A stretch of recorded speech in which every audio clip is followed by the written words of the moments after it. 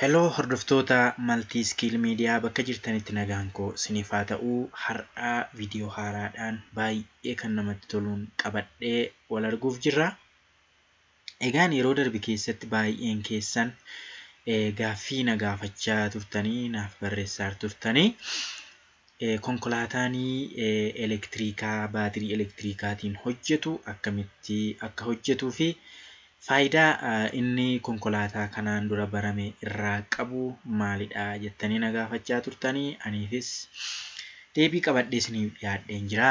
Akka na duukaa buutan viidiyoo kanas subscribe share gochaa na waliin akka duukaa buunu isinin gaafadha. Egaani konkolaataan yeroo ammaa kana akka biyya keenyaattis ta'ee akka addunyaatti fayyadamaa jirru yookiis immoo barbaachisaa ta'e kan mul'ate konkolaataa baatirii elektirikaa fayyadamudha jechuudha.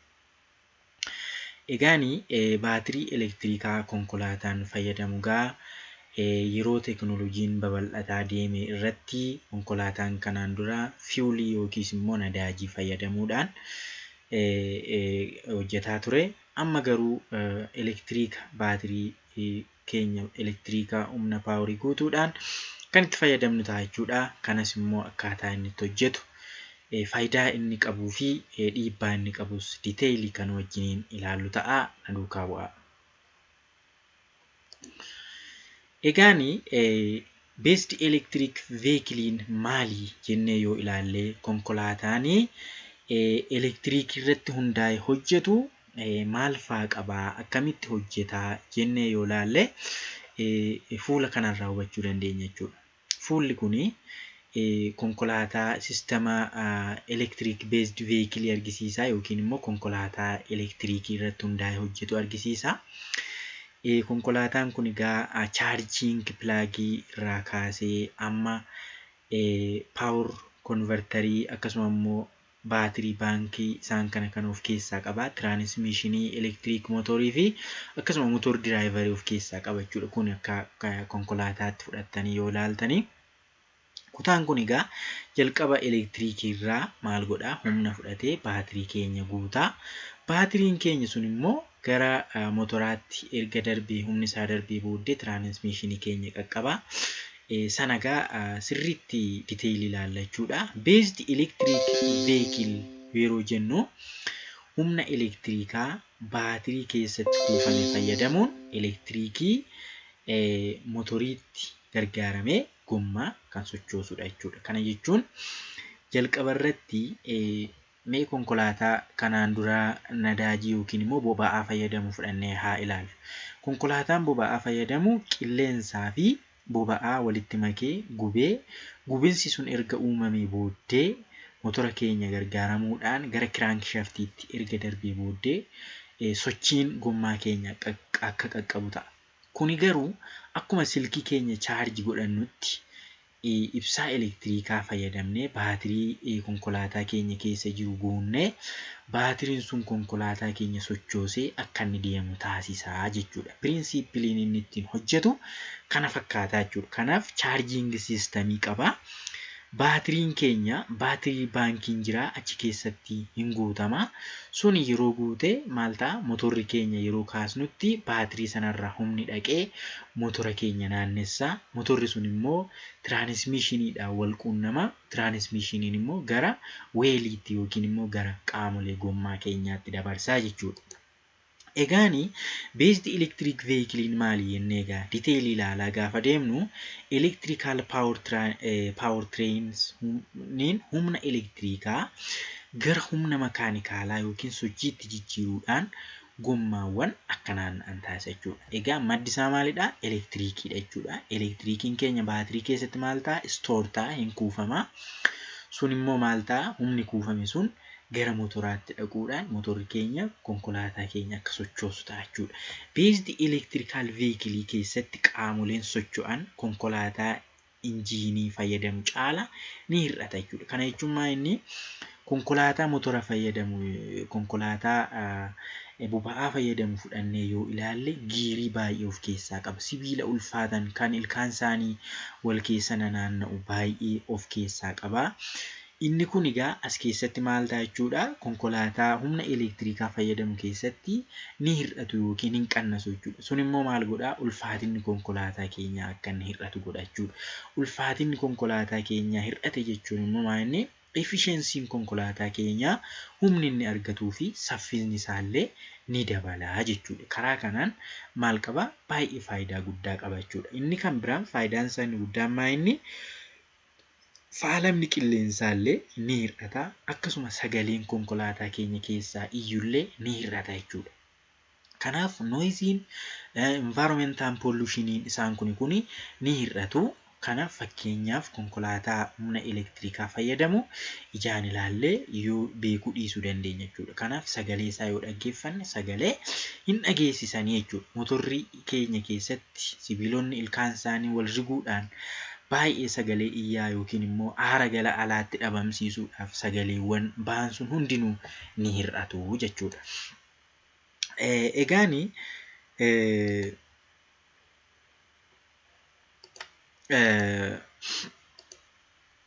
qaamolee baatirii elektirikaa konkolaataa keessatti argaman tokko tokkoon ilaalaa deemna. Faayidaa isaanii wajjiniin ilaalaa deemna jechuudha. Kunneen egaa maal fa'i jettanii yoo na gaafattan baay'een isaanii konkolaataan baatirii elektirikaa fayyadamnu kaasnee maarshii fuulduraa galchinee yeroo peedaalii saffisaa gadi qabnutti taateen armaan gadii ni raawwatama.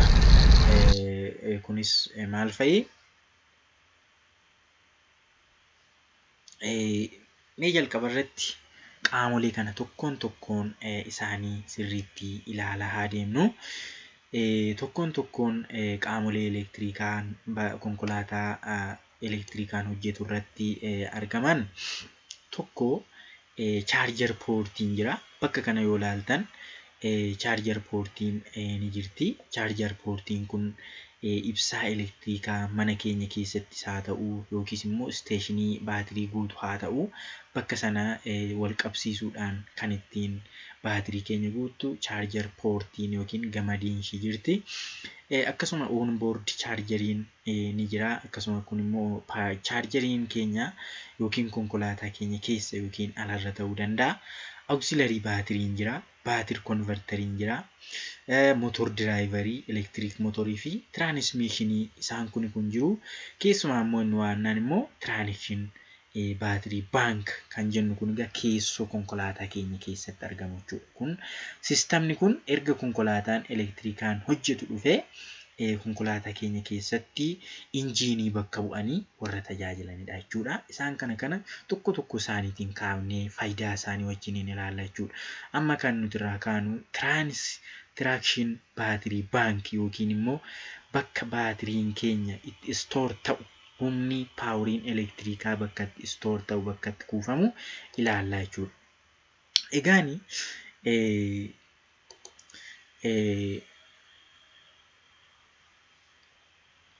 kana yoo fudhattanii ilaaltanii tiraakshin baatiriin kun bakka itti ibsaan yookiin baatiriin keenya kuufamudha. Kuni maal qabaa? Baay'inaan keessa namuudhaan baatiriin kun lakkoofsa qaba. Hammuma baatiriin isaa baay'ataa deemu hammi qabannaa paawurii konkolaataan keenya hammi paawuriin inni qabatu dabalaa deema jechuudha. Kanaaf konkolaataan keenya baay'ee kan gatiin isaa ol ka'uu fi bakka itti baatiriin keenya kun kuufamu yookiin immoo bakka itti humni ibsaa kun kuufamee baatiriin keenya istoor godhu kun baay'ataa yoo deeme gatiin konkolaataa isaas dabalaa deema jechuudha. Kanaaf egaa humna elektirikaa of keessatti kuusee qabatee yookiis immoo moojula hedduu kan of keessaa qabu liitiyeem beesdii kan ta'e baatirii istooreejiidha jechuudha. Baatirii istooreejiin kun egaa walkee irra nam'a tokkoon moojulaa kun dhuftee irra taa'uudhaan tokkoon ishiitiitti guutamaa jechuudha. Egaan baatiriin keenya yeroo guutamu sa'aatii 3 ol ta'uu danda'a. Yeroo fudhata. Kan hundumaa guutuuf sa'aatii 3 ol irra turuu qaba. Yeroo fudhatu suuta jedha. Faayidaan isaas immoo yeroo fayyadamnutti dafee akka hin dhumneef jechuudha. Kanaaf egaa maaksimaam hamma kiloomeetira 500 illee kan deemu ni jira. Kun egaa inni baay'ina qabattuu baatirii keenyaa kanatu murteessaadha jechuudha. Kanaaf baatirii chaarjeriin illee ni jira. Akkuma asirratti argaa jirtan baatiriin keenya poortiin yookiin bakki itti sokkaan baatirii chaarjeriin immoo chaarjeriin jira.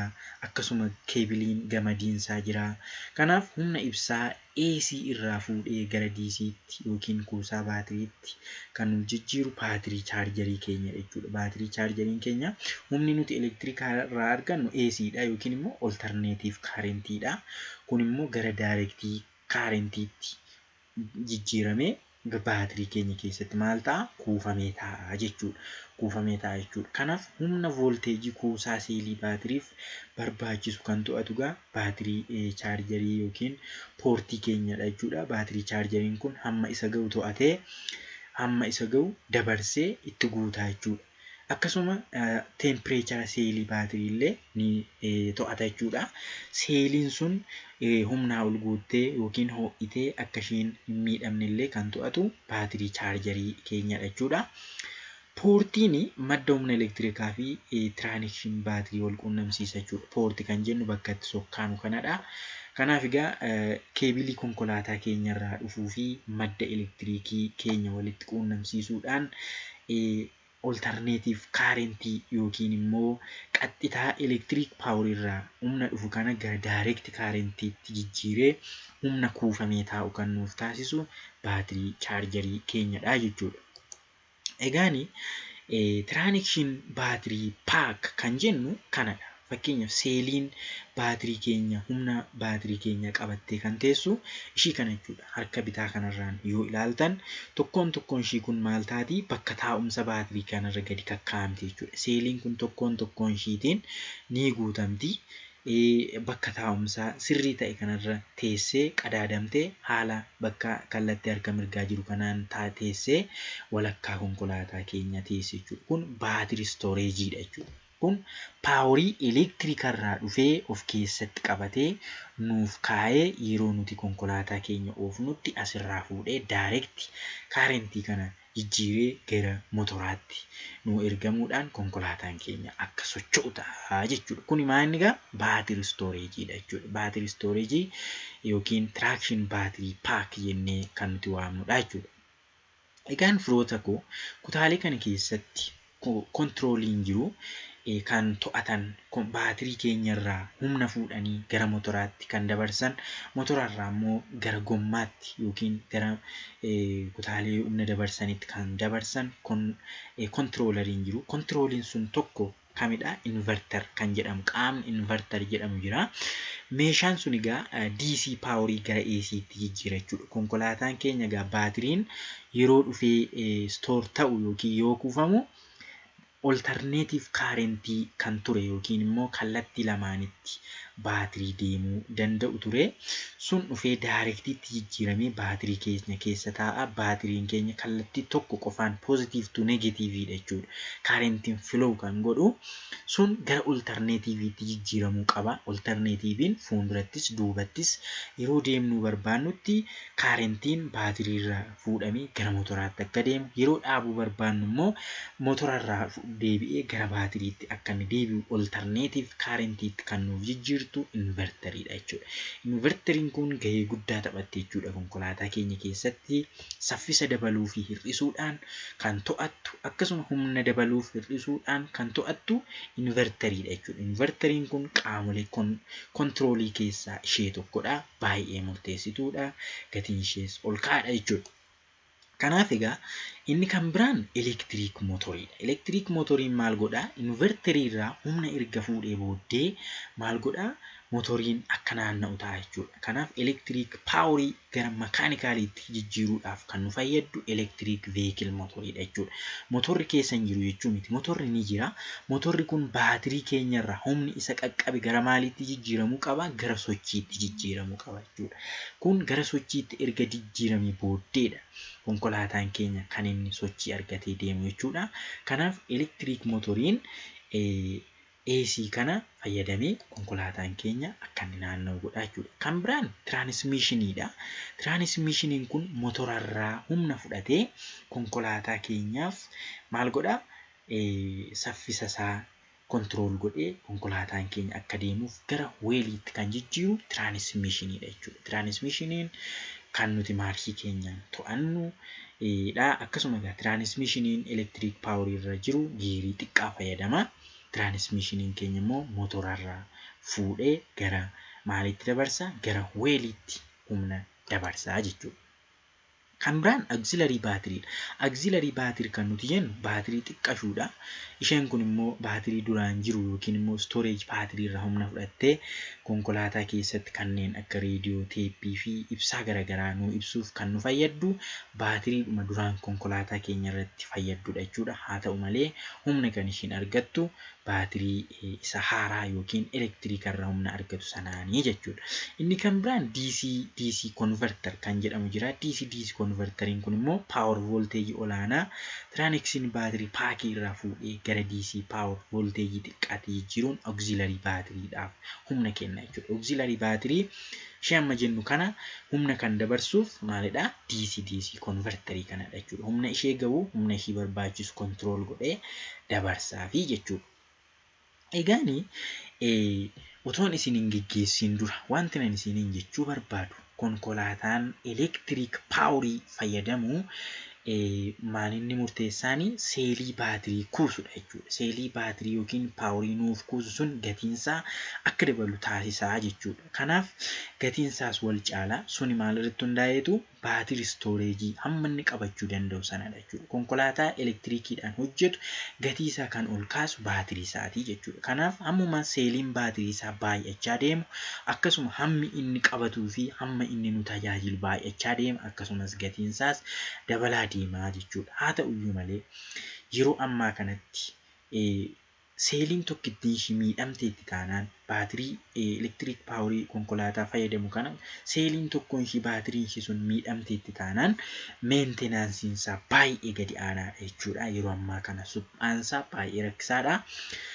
Kanaaf egaa amma danda'ametti of eeggannoodhaan akka tajaajilamtan adaraa isiniin jecha akkasuma kutaan itti aanu konkolaataan humna elektirikaa fi akkasuma boba'aa wal faana kan fayyadamu yookiin hybrid vehicle kan jedhamu ni jira. Inni immoo maaltu adda isa godhaa kan jedhu waliin kan ilaallu ta'a. Viidiyoo kana waan hordoftaniif guddaa galatoomaa.